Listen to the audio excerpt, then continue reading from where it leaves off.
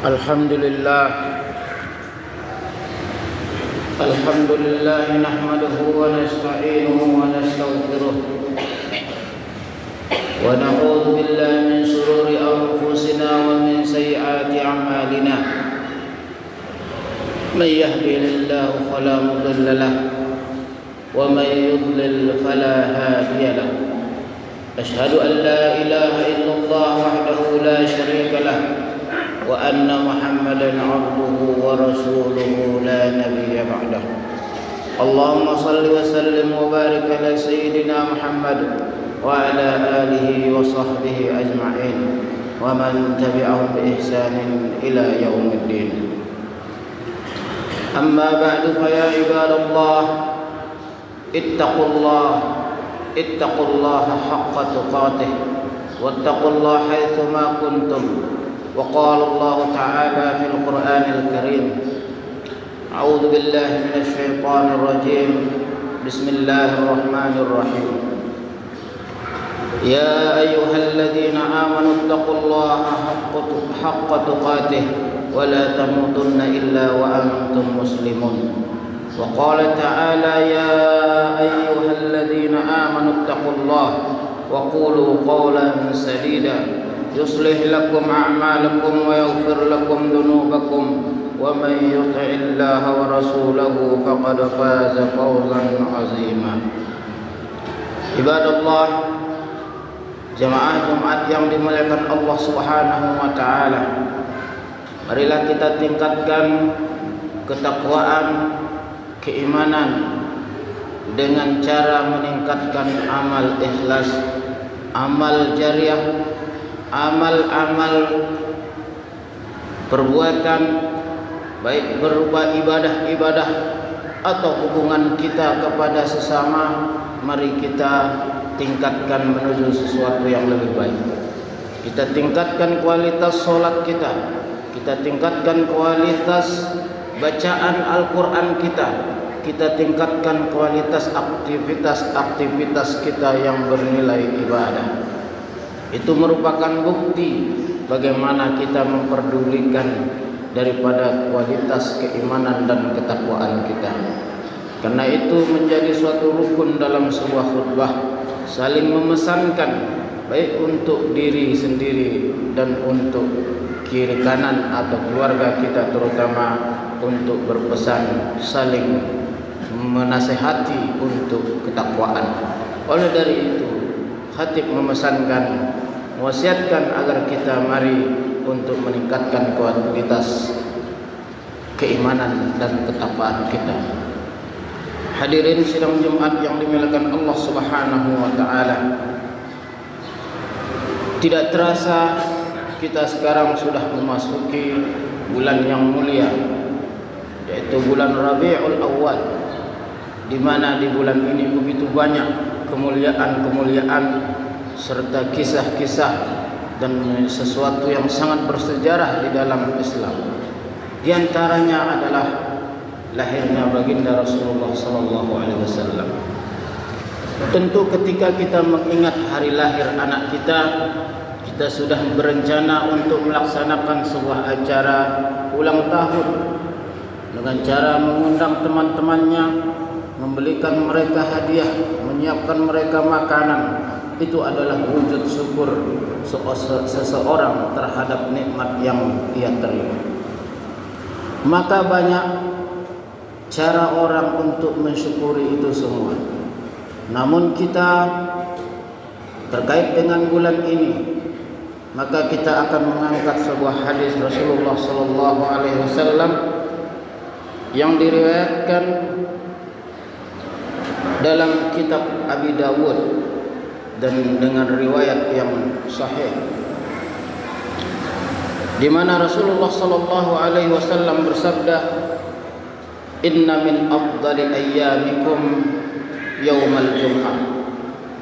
Sesungguhnya hari yang paling afdal di hari-hari kalian adalah hari Jumat. Fa aktsiru alayya minas sholati fi, maka perbanyaklah selawat kepadaku pada hari Jumat. Fa inna salatakum ma'rudatun alayya, sesungguhnya salawat kalian dari manapun kalian, dimanapun kalian, kapanpun kalian bersalawat, maka ma'rudatun alayya, salawat kalian itu sampai kepadaku dan aku dipaparkan, diberitahu. Itu makna ma'rudah. Faqalu, maka sahabat pun bertanya, ya Rasulullah, wa kaifa tu'radu, bagaimana bisa engkau mengetahui salatuna, salawat kami alaika terhadapmu, wa qad arimta, sementara engkau sudah hilang, sudah lebur, termakan bumi. Faqala sallallahu alaihi wasallam, inna Allah harrama 'alal ard, sesungguhnya Allah mengharamkan bumi ajsadal anbiya, untuk memakan tubuh daripada nabi-nabi. Hadirin sidang Jumat yang dimuliakan Allah Subhanahu wa taala, hadis ini menunjukkan bahwa kita dianjurkan untuk memperbanyak sholawat, terutama di hari ini, hari Jumat. Maka kita saling memesankan. Mungkin tadi pagi kita sibuk, mungkin tadi pagi kita lupa, kita tidak sempat. Maka nanti setelah kita keluar atau bubar dari sholat Jumat ini, mari kita perbanyak sholawat. Dalam hadis yang lain Rasulullah sallallahu alaihi wasallam bersabda dari Ibnu Mas'ud radhiyallahu anhu, anna Rasulullah sallallahu alaihi wasallam qala, inna awlan nas, sesungguhnya orang-orang yang paling mulia, paling utama yaumal qiyamah, pada hari kiamat adalah aqtaruhum alayya salatan, orang yang paling banyak berselawat kepadaku.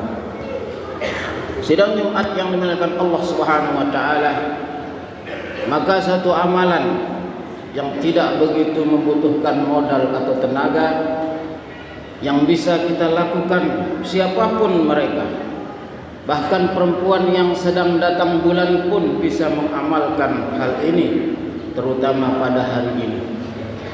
Ini sebagai bentuk wujud kita, dan terlebih sekarang adalah bulan Rabiul Awal, di mana kita lihat pergeseran nilai begitu besar, begitu jauh, begitu banyak perbedaan antara kita yang dulu dengan yang sekarang.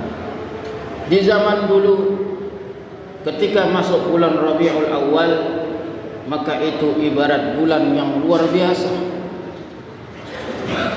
bulan yang di bawahnya daripada bulan Ramadan.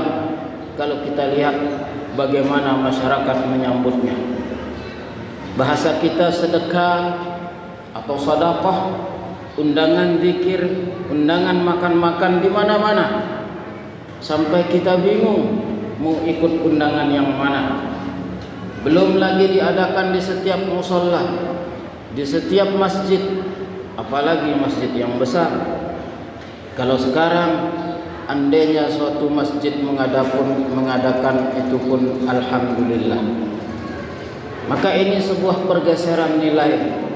Maka kita sebagai kaum muslimin yang cinta akan Nabi, maka salah satu bentuk wujud daripada syukur kita diutusnya Rasulullah sallallahu alaihi wasallam, yang mungkin kita kekurangan dana, kurang rezeki untuk bersedekah di bulan ini, maka perbanyaklah sholawat. Perbanyaklah sholawat di bulan ini. Itu satu-satunya amalan yang tidak membutuhkan tenaga ataupun modal yang banyak.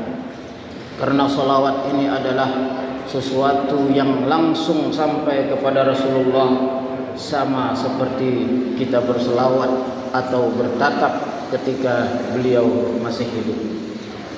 Sidang Jumat yang dimuliakan Allah Subhanahu wa taala, terkadang banyak orang mengundang zikiran atau acara tahlilan dan sebagainya, itu semata-mata karena ada hajat, ada selamatan rumah, ada tasyakuran, ada khitanan dan sebagainya.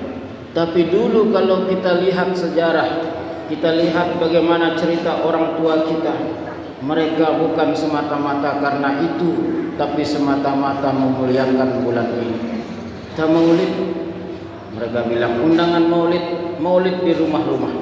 Sekarang hampir kita katakan tidak ada. Di bulan ini ada zikiran, ada undangan. Bahkan hari ini ada undangan juga, tapi tak ada satupun di undangan itu atas nama bersyukur atas lahirnya Rasulullah Sallallahu Alaihi Wasallam. Ini menandakan kita jauh dari yang dulu. Ketika kita ingat di zaman kejayaan Islam, seorang Sultan Hamid II, suatu saat, ini adalah kisah yang fakta tertulis di dalam berbagai macam kitab sejarah. Suatu hari dia didatangi oleh surat pengaduan masyarakat. Lalu tertera di dalamnya ada seseorang yang menagih hutang kepada beliau. Beliau terkejut, seorang sultan, raja, dia adalah sultan di masa kekhalifahan Utsmani. Maka dia pun terheran dan terkejut, adakah saya memiliki hutang terhadap seseorang?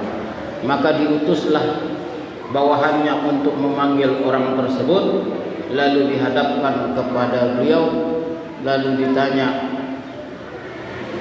dari mana saya berhutang kepadamu?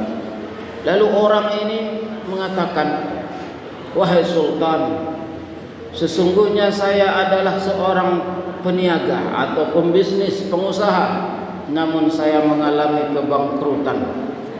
Atas bangkrut saya itu saya dililit hutang, saya dilanda banyak masalah.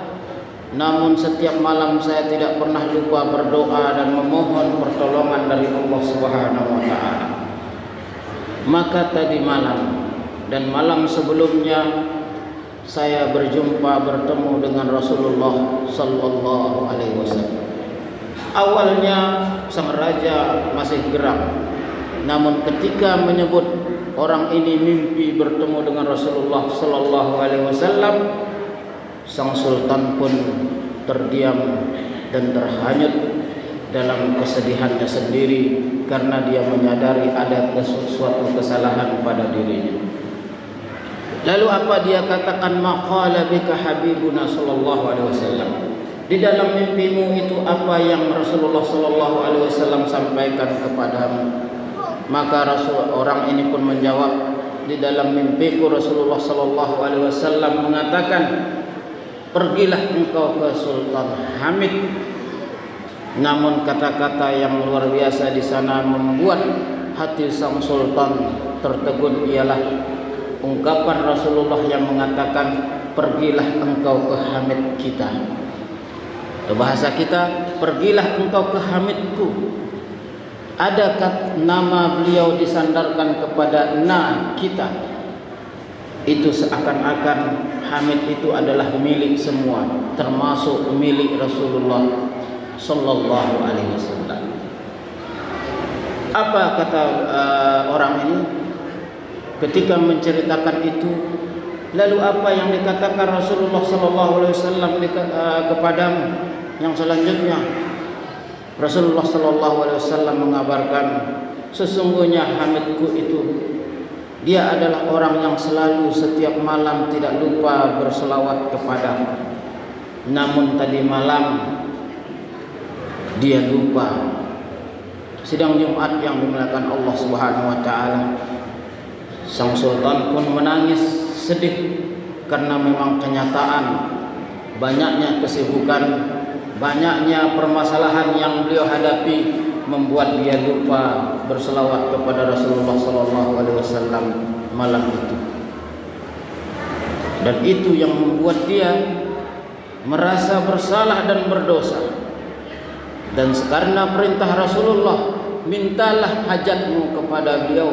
Lalu orang ini diberikan sejumlah uang yang bisa melunasi dan mengatasi segala permasalahannya. Hadirin sidang Jumat yang dimuliakan Allah Subhanahu wa taala, poin yang dapat kita ambil dari kisah tersebut adalah bagaimana seorang yang besar memiliki ikatan batin dengan baginda Rasulullah sallallahu alaihi wasallam. Dan kisah ini banyak dari tuan guru kita, guru-guru kita, tidak yang di kitab, guru-guru kita yang lewat, yang tidak jauh sebelum kita. Banyak di antara mereka ketika berbuat kesalahan, mereka tiba-tiba bertemu dengan Rasulullah dan mendapatkan teguran.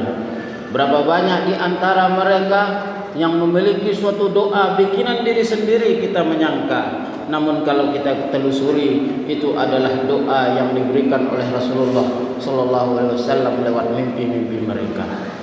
Artinya apa? Kedekatan kita dengan baginda Rasulullah sallallahu alaihi wasallam sesuatu yang sangat berharga dan tidak semua orang memilikinya. Dan salah satu cara untuk mendapatkan itu semua, untuk sampai ke derajat itu semua, yaitu dengan banyak-banyak berselawat kepada Rasulullah sallallahu alaihi wasallam. Barakallahu li wa lakum fil Qur'anil azim wa nafa'ani wa iyyakum bima fihi minal ayati wa dzikril hakim. Aqulu qawli hadza wa astaghfirullah li wa lakum